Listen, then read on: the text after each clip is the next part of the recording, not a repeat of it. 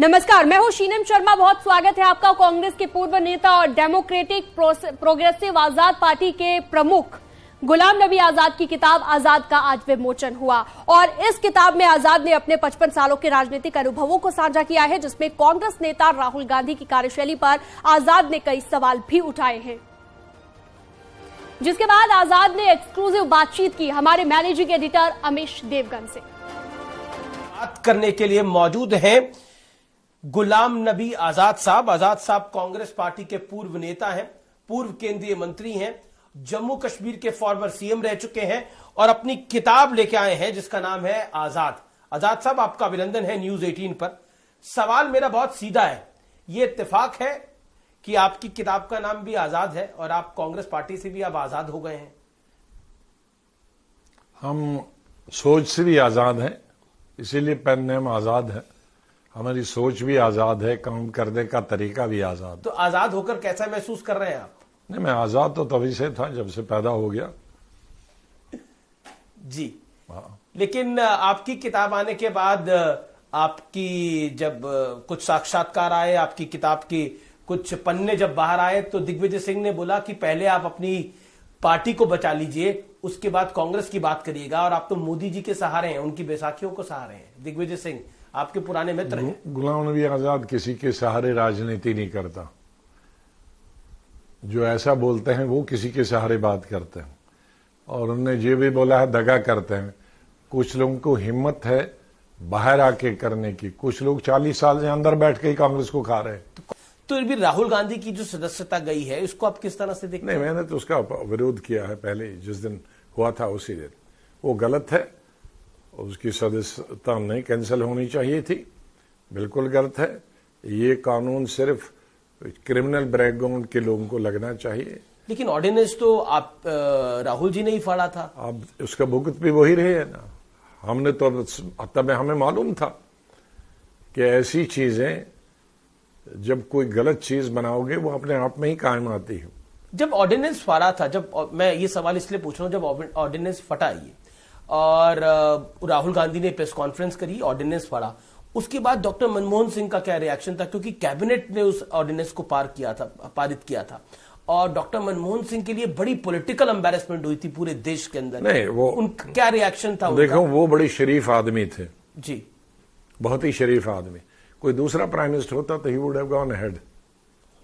ये ऐसा हथियार है कानून का जो किसी के खिलाफ कभी भी इस्तेमाल हो सकता है। पर राहुल गांधी ने ऐसे रिएक्ट क्यों किया? ये पॉलिटिकल लैक ऑफ मैच्योरिटी था या फिर उनको लगता था कि उसके ब्राउनी पॉइंट्स, यानी कुछ उसका पब्लिक में बड़ा शानदार रिएक्शन आएगा? आपको क्या लगता है? मुझे नहीं लगता। आई थिंक वो हमेशा ज्यादा मीडिया से प्रभावित होता है राहुल जी, अनफॉर्चुनेटली। तो कभी आपकी 1-to-1 टॉक हुई होगी, आपने कभी समझाने का प्रयास करा? 20 दफा हुई है। तो जब आप समझाने का प्रयास करते थे तो कैसे रिएक्ट करते थे Rahul ji? Think of the past. ये जो कांग्रेस ने एक नया नैरेटिव बिल्ड करना शुरू करा है आजाद साहब, कि कोर्ट्स खराब है, इलेक्शन कमीशन खराब है, ईवीएम खराब है, मीडिया खराब है, सब खराब है, सब है। बस सब गुलाम नबी आजाद भी बहुत खराब है, बस वही कपिल सिब्बल भी अब ठीक नहीं है। सब सिर्फ वही ठीक है। जो उनकी तारीफ करे, प्रेज करे, वही ठीक है और वही हिंदुस्तान है। ये बदलाव क्यों आया? इस तरह की भाषा शैली क्यों हो गई? क्योंकि जब दिमाग बेकार हो, कोई काम नहीं हो। मैं 5 महीने से देहात में, गांव में, मुझे मालूम नहीं क्या हो रहा है दुनिया में। जब आप घर में बैठे हो, कोई काम नहीं है, तो यही दिमाग चलता है। पर काम तो हो सकता है, पार्टी खड़ी करनी है। कांग्रेस की अब तक की सबसे खराब स्थिति में कांग्रेस है। हाँ?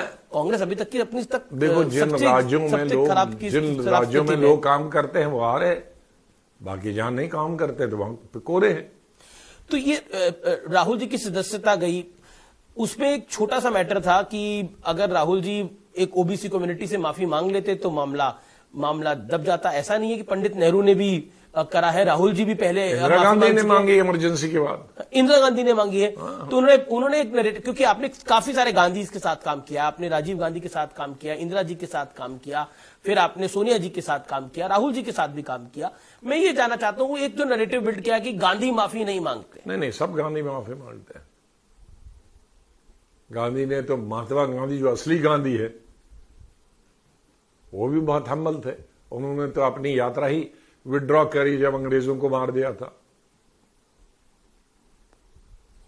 जब थाने के लोगों पर हमला किया, पुलिस के लोग मारे गए, तो उन्होंने पूरी यात्रा विड्रॉ की। तो ऐसा नहीं है गांधी ही होने में।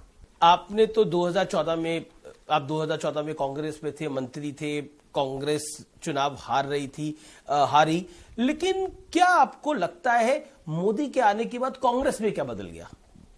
मतलब 2014 के बाद कुछ नहीं, कांग्रेस में क्या बदलना। कांग्रेस घर बैठ गई कि अच्छा हारना ही है। कोई कोशिश नहीं की गई कि हमें दोबारा सत्ता में आना। और ये जो गाली की परंपरा शुरू हुई, चाहे वो अब खड़गे साहब हो, चाहे और कोई हो, कोई रावण बोलता है, कोई गंदी नाली का कीड़ा बोलता है, कोई कुत्ते की मौत मोदी मरेगा वो बोलता है, उसको आप कैसा लेते हैं? क्योंकि कहीं ना कहीं ऐसा लगा कि मोदी के खिलाफ एक नफरत हो गई है। देखो, किसी के खिलाफ, मैं मोदी की नहीं बताता हूं, किसी के खिलाफ बोलो तो उससे उस आदमी की स्टेटस पता चलता, मयार पैदा होता कि क्या है आदमी। गाली से, जिसको गाली देते हो उसका कुछ नहीं जाता है, क्योंकि आपकी किताब, लेकिन जो गाली देने वाला है उसका पता चलता है कि यह आदमी क्या है। क्योंकि ये सवाल मैं इसलिए पूछ रहा हूं, आपने अपनी किताब में भी जिक्र किया है इसका इशारों में कि कांग्रेस की जो सेंट्रल लीडरशिप है मौजूदा, वो खुश होती है अगर कोई मोदी को गाली देता है तो। हाँ, बहुत खुश होती है, सही बात है। जैसे क्या जो है लीडरशिप वो है। ये लीडरशिप तो हमें पता है। ये आप इंदिरा गांधी और राजीव गांधी के वक्त में नहीं देख सकते थे। वही मैं कह रहा हूं, ये ट्रेंड क्यों बदला? आपको डांट देते। मोदी को आप बतौर नेता कैसा देखते हैं? क्योंकि हमने पार्लियामेंट में वो सबने हमने देखा, पूरा दुनिया देखते हैं, जैसे पूरा दुनिया देखते हैं, हम भी देखते हैं। अब what is your take on Narendra Modi? हर लीडर में कुछ गलत चीजें होती हैं, कुछ अच्छी चीजें हैं, वो उनसे अलग नहीं है। इंसान इंसान है, इंसान तो भगवान नहीं है। इंसान अच्छी चीजें भी करता है, इंसान तो अच्छे इंसान है, एवरेज इंसान है, बुरे इंसान है, कैसे इंसान है नरेंद्र मोदी? कई चीजें बहुत अच्छी करते हैं, कई चीजें नहीं करनी चाहिए वो हो रही हैं। आपको लगता है जैसे राहुल गांधी ने बात बोली लंदन में जाके कि भारत में लोकतंत्र समाप्त हो गया, आपको लगता है ऐसा? नहीं, वो अगर है तो यहां कहना चाहिए था। लोकतंत्र में हमारे को भी कहते थे, इंदिरा जी के वक्त में भी लोकतंत्र समाप्त हो गया था और कर ही दिया था, इमरजेंसी लगा। लेकिन विदेश लेवल पे अपने देशवासियों, अपने गवर्नमेंट के खिलाफ कभी नहीं। ये तो हम जब बिल्कुल एबीसी राजनीति सीखते हैं तो हमें सिखाया जाता था कि विदेश जाओ तो अपने देश के खिलाफ, इवन जो गवर्नमेंट है, अपोजिशन भी, उसके खिलाफ नहीं बोलना। जी, अब मैं आपकी किताब में एक दिलचस्प किस्सा है जिसमें the Congress party's determination to destroy itself was even more evident in Assam. यानी असम की जब आपने कहानी देखी, जब हिमंता बिस्वा शर्मा, आप बिल्कुल कॉन्फिडेंट थे कि इस व्यक्ति के पास नंबर्स हैं, इस व्यक्ति के पास शक्ति है, इसको सीएम बनाना चाहिए और गोगोई को हटा देना चाहिए। क्या इंसिडेंट था वो बता दिया बुक में, ये तो पढ़ने वालों के लिए है। जी, तो क्या आपको क्या लगा कि कब कांग्रेस खुद ही डिस्ट्रक्शन, सेल्फ डिस्ट्रक्शन मोड में है? वो अगर फैसला नहीं करते, हनुमंता को, उसको, हेमंत को चीफ मिनिस्टर बनाते तो आज हमारे साथ 8 स्टेटें होती। आपने समझाया नहीं? ब्लेम तो आप पे भी आएगा कि आपने क्यों नहीं समझाया था? यार मैं ऑब्जर्वर था, मां प्रेसिडेंट थी, उन्होंने फैसला नहीं किया तो मैं क्या फैसला करता? हमारा काम जो दिया था बहुमत सिद्ध कराना, वो हमने किया। हमने बताया था हार जाएंगे, भाग जाएगा, कहने भागे दो। ये तो राहुल जी का तो फेवरेट है हर आदमी के लिए, ये उनका नहीं, ये उनका तकिया कलाम फेवरेट। वो नाराज हो गया, जाने दो, वो नाराज हो गया, आरएसएस में जाने दो, ये तो उनका फेवरेट है।